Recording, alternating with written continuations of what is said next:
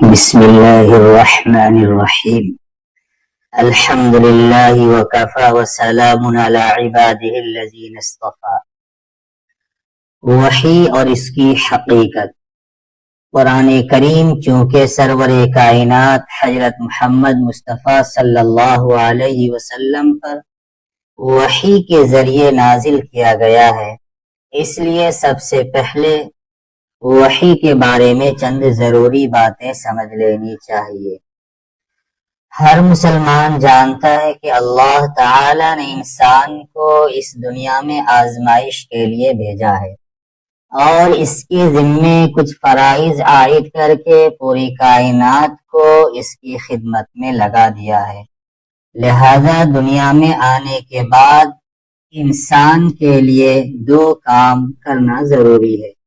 ایک یہ کہ وہ اس کائنات سے اور اس میں پیدا کی ہوئی چیزوں سے ٹھیک ٹھیک کام لے،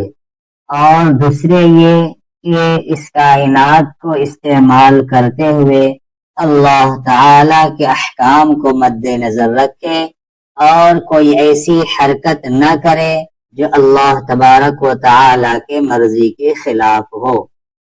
ان دونوں کاموں کے لیے انسان کو علم کی ضرورت ہے، اس لیے کہ جب تک اسے یہ معلوم نہ ہوگا کہ اس کائنات کی حقیقت کیا ہے، اس کی کون سی چیز کیا خواص ہے، ان سے کس طرح فائدہ اٹھایا جا سکتا ہے، اس وقت تک وہ دنیا کی کوئی بھی چیز اپنے فائدے کے لیے استعمال نہیں کر سکتا۔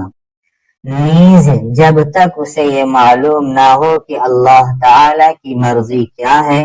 وہ کون سے کاموں کو پسند اور کن کاموں کو ناپسند فرماتا ہے، اس وقت تک اس کے لیے اللہ تعالی کی مرضی کے مطابق زندگی گزارنا ناممکن۔ چنانچہ اللہ تعالی نے انسان کو پیدا کرنے کے ساتھ ساتھ تین چیزیں ایسی پیدا کی ہے جن کے ذریعے اسے مذکورہ بالا باتوں کا علم حاصل ہوتا رہتا ہے۔ ایک انسان کے حواس یعنی آنکھ، کان، منہ اور ہاتھ پاؤں، دوسرے عقل اور تیسرے وحی۔ چنانچہ انسان کو بہت سی باتیں اپنے حواس کے ذریعے معلوم ہو جاتی ہیں،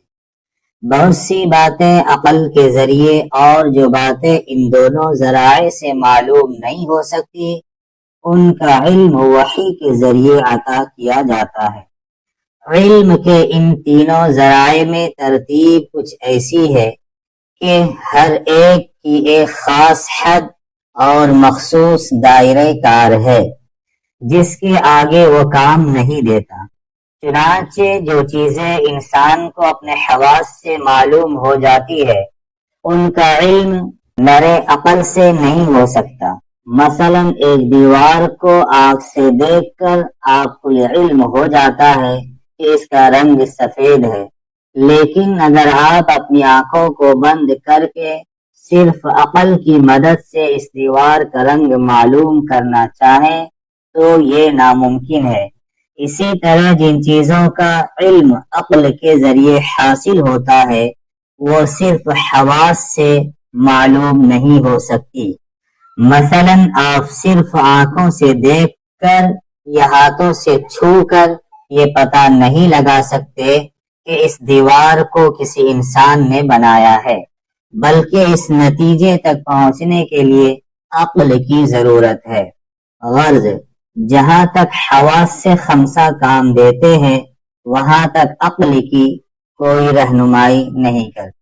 اور جہاں حواس سے خمسہ جواب دے دیتے ہیں وہیں سے عقل کا کام شروع ہوتا ہے، لیکن اس عقل کی رہنمائی بھی غیر محدود نہیں ہے، یہ بھی ایک حد پر جا کر رک جاتی ہے، اور بہت سی باتیں ایسی ہیں جن کا علم نہ حواس کے ذریعے حاصل ہو سکتا ہے اور نہ عقل کے ذریعے۔ مثلا اسی دیوار کے بارے میں یہ معلوم کرنا کہ اس کو کس طرح استعمال کرنے سے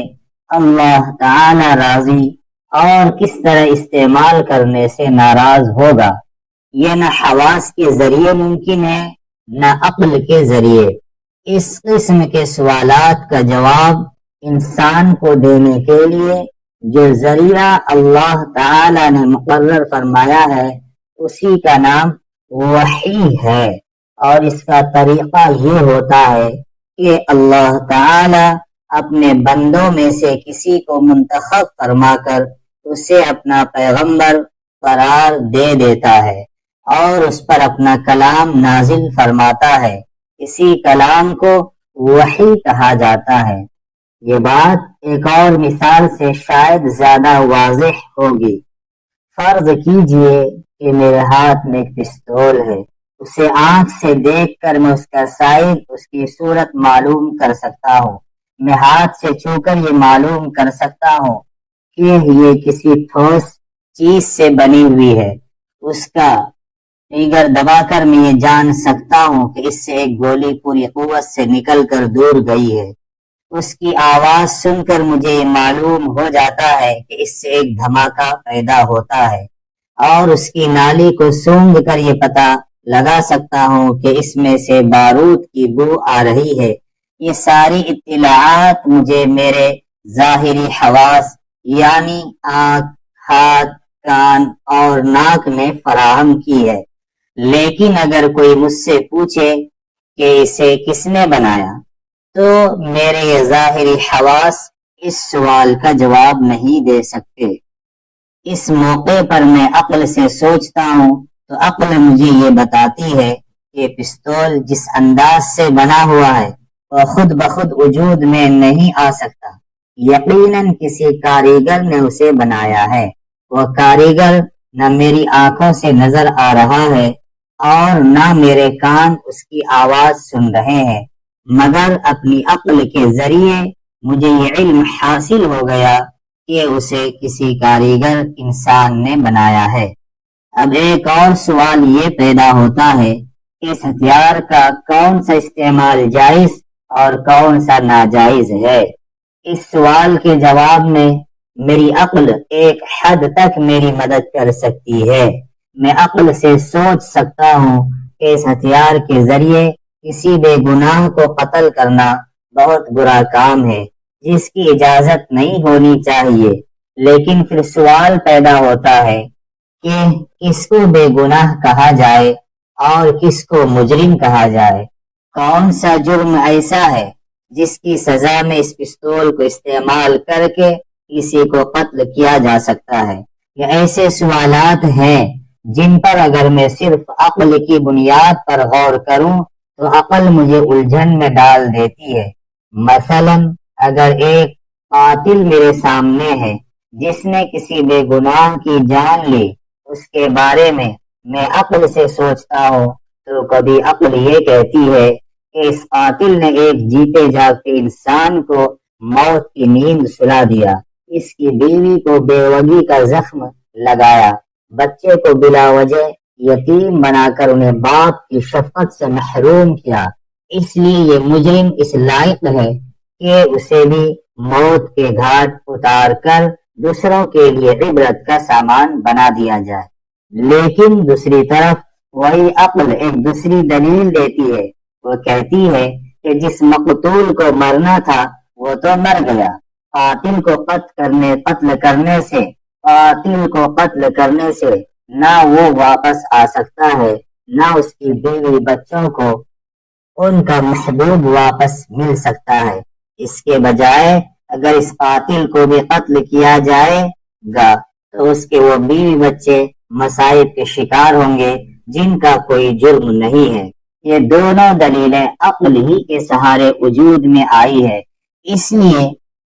صرف عقل کے بھروسے پر کوئی ایسا فیصلہ کرنا مشکل ہو رہا ہے جس پر سب کی عقل مطمئن ہو جائے۔ یہ وہ موقع ہے جہاں نہ میرے حواس کوئی فیصلہ کن جواب دینے کے قابل ہے، نہ میری عقل۔ اس موقع پر اللہ تعالی کی ہدایت ہی درکار ہوتی ہے، جو وہ اپنے پیغمبروں پر وحی نازل کر کے انسانیت کو فراہم کرتا ہے۔ اس سے واضح ہو گیا کہ وحی انسان کے لیے وہ اعلیٰ ترین ذریعہ علم ہے جو اسے اس کی زندگی سے متعلق ان سوالات کا جواب مہیا کرتا ہے جو عقل اور حواس کے ذریعے حل نہیں ہو سکتے، لیکن ان کا علم حاصل کرنا اس کے لیے ضروری ہے۔ اس سے یہ بھی واضح ہو جاتا ہے کہ صرف عقل اور مشاہدہ انسان کی رہنمائی کے لیے کافی نہیں ہے، بلکہ اس کی ہدایت کے لیے وحی الہی ایک ضروری چیز ہے، اور چونکہ بنیادی طور پر وحی کی ضرورت پیش ہی اس جگہ آتی ہے جہاں عقل کام نہیں دیتی، اس لیے ضروری نہیں ہے کہ وحی کی ہر بات کا ادراک عقل سے ہو ہی جائے، بلکہ جس طرح کسی چیز کا رنگ معلوم کرنا عقل کا کام نہیں بلکہ حواس کا کام ہے، اسی طرح بہت سے دینی عقائد کا علم عطا کرنا بھی عقل کے بجائے وحی کا منصب ہے، اور ان کے ادراک کے لیے صرف عقل پر بھروسہ کرنا درست نہیں ہے۔ تو جو شخص معاذ اللہ خدا کے وجود کا ہی قائل نہ ہو، اس سے تو وحی کے مسئلے پر بات کرنا بالکل بے سود بے فائدہ ہے، لیکن جو شخص اللہ تعالی کے وجود اور اس کی قدرت کاملہ پر ایمان رکھتا ہے، اس کے لیے وحی کی عقلی ضرورت، اس کے امکان اور حقیقی وجود کو سمجھنا کچھ مشکل نہیں ہے۔ اگر آپ اس بات پر ایمان رکھتے ہیں کہ یہ کائنات قادر مطلق نے پیدا کی ہے، وہی اس کے مربوط اور مستحکم نظام کو اپنی حکمت بالغہ سے چلا رہا ہے، اور اسی نے انسان کو کسی خاص مقصد کے تحت یہاں بھیجا ہے، تو پھر یہ کیسے ممکن ہے کہ اس نے انسان کو پیدا کرنے کے بعد اسے بالکل اندھیرے میں چھوڑ دیا ہو اور اسے یہ تک نہ بتایا ہو کہ وہ کیوں اس دنیا میں آیا ہے، یہاں اس کے ذمے کیا فرائض ہیں، اس کی منزل مقصود کیا ہے، اور وہ کس طرح اپنے مقصد زندگی کو حاصل کر سکتا ہے۔ کیا کوئی شخص جس کے ہوش و حواس سلامت ہو ایسا کر سکتا ہے کہ اپنے کسی نوکر کو ایک خاص مقصد کے تحت کسی سفر پر بھیج دے اور اسے نہ چلتے وقت سفر کا مقصد بتائے اور نہ بعد میں کسی پیغام کے ذریعے اس پر یہ واضح کرے کہ اسے کس کام کے لیے بھیجا گیا ہے اور سفر کے دوران اس کی ڈیوٹی کیا ہوگی؟ جب ایک معمولی عقل کا انسان بھی ایسی حرکت نہیں کر سکتا، تو آخر اس خداوند قدوس کے بارے میں یہ تصور کیسے کیا جا سکتا ہے جس کی حکمت بالغہ سے کائنات کا یہ سارا نظام چل رہا ہے؟ یا آخر کیسے ممکن ہے کہ جس ذات نے چاند، سورج، آسمان، زمین، ستاروں اور سیاروں کا ایسا محیر العقول نظام پیدا کیا ہو، وہ اپنے بندوں تک پیغام رسانی کا کوئی ایسا انتظام بھی نہ کر سکے جس کے ذریعے انسانوں کو ان کے مقصد زندگی کے متعلق ہدایات دی جا سکیں؟ اگر اللہ تعالی کی حکمت بالغہ پر ایمان ہے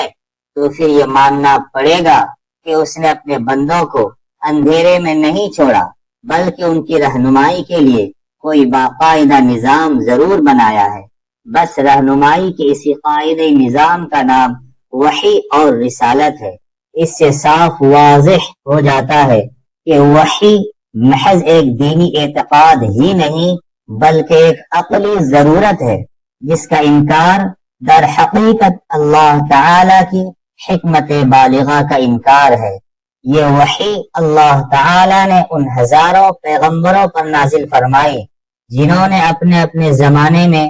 لوگوں کی ہدایت کا سامان کیا، یہاں تک کہ حضور اقدس صلی اللہ علیہ وسلم پر قرآن کریم قیامت تک آنے والے انسانوں کی رہنمائی کے لیے نازل فرمایا، اور حضرت صلی اللہ علیہ وسلم پر اس مقدس سلسلے کی تکمیل ہوئی۔